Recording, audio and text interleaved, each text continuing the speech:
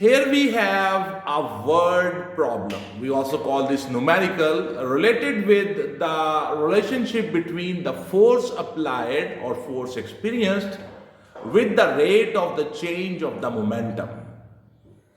A body of mass 5 kg is moving with a velocity of 10 meter per second. Find the force required to stop it in 2 seconds. Here we have the mass of the body, that is 5 kg. The initial velocity is 10 meter per second. The final velocity is 0 meter per second. And this change took place in 2 seconds. Their question is, how much is the force? So we will apply the formula that rate of change of momentum is equals to force.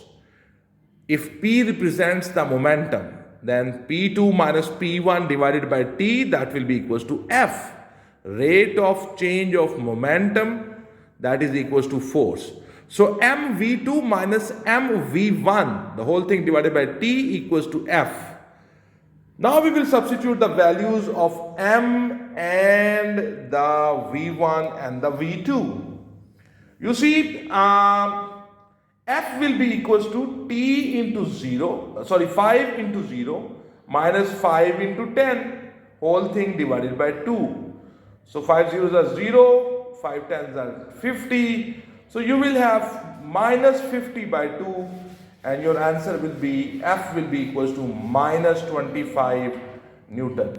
Here, the negative sign means the force you will apply, that will be opposite to the direction of the motion of the body.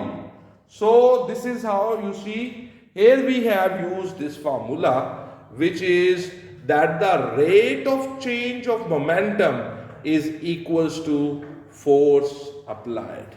So I hope that this question has helped you to understand this formula.